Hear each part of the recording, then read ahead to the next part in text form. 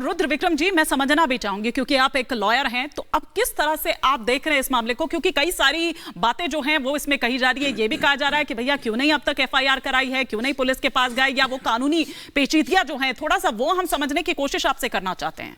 देखिए, बड़ा सिंपल सा मैं आपको समझाऊं कि मान लीजिए आपको एफआईआर नहीं करानी है, कंप्लेंट नहीं, आपको थाने में नहीं जाना है।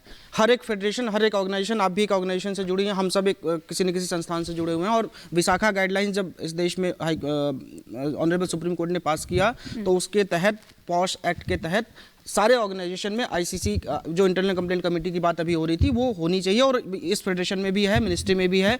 तो क्या आपने उस ड्यू प्रोसेस को फॉलो करते हुए क्या कोई भी एक दो लाइन का कंप्लेंट आपने क्या किया? पहली बात।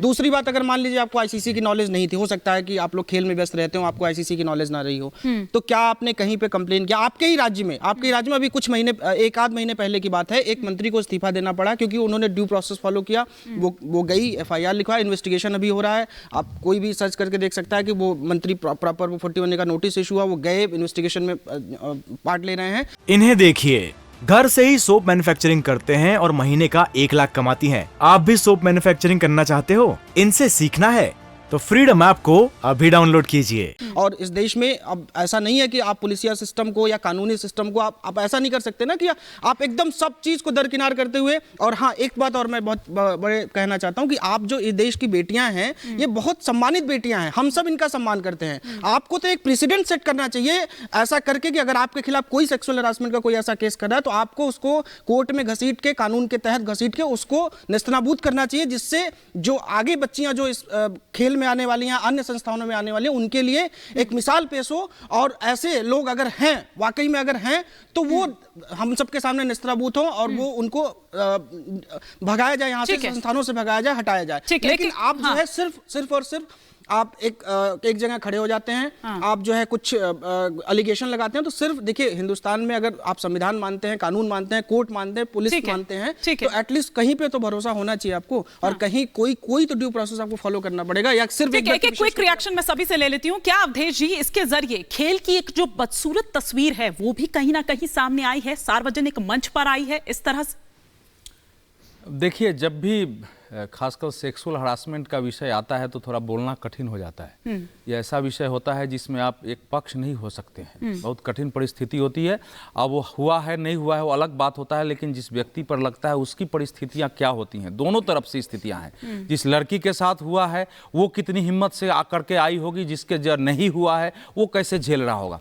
देखिए, इसमें ये जो कुछ भी दिख रहा है, इसमें मेरे लिए केवल इतना ही सोचने के लिए मौका मिला कि नरेंद्र मोदी सरकार हर मामले में क्विक एक्शन लेती है।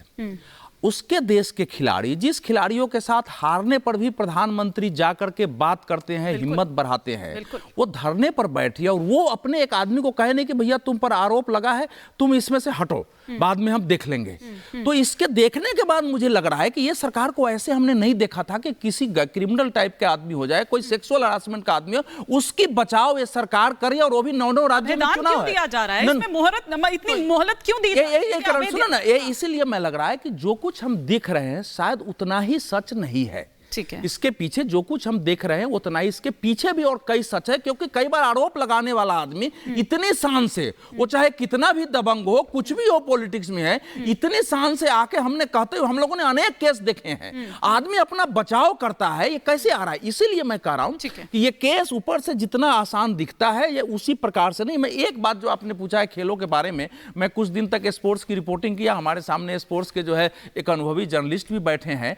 ये सामान्यता ये बहुत भारी संख्या हमारे देश की है। अब हमारे देश में 10,000 कुश्ती लड़ने वाले अच्छे होंगे तो थोड़ी बहुत शिकायतें, हमारा शोषण हुआ, क्रिकेट में भी हम लोगों ने देखा है, ये सब चलता रहता है। यह ऐसा नहीं होता है। जो बड़े खिलाड़ी होते हैं वो कई बार संघ के नियमों की अवहेलना भी करते हैं कि हमारा तो निश्चित है, हम क्यों इनके नियम मानें। ये इंपॉर्टेंट पॉइंट है और बहुत सारी बातें इसमें है जिनको देखने समझने इसी पॉइंट। इन्हें देखिए, घर से ही सोप मैन्युफैक्चरिंग करते हैं और महीने का 1 लाख कमाती हैं। आप भी सोप मैन्युफैक्चरिंग करना चाहते हो? इनसे सीखना है तो फ्रीडम ऐप को अभी डाउनलोड कीजिए।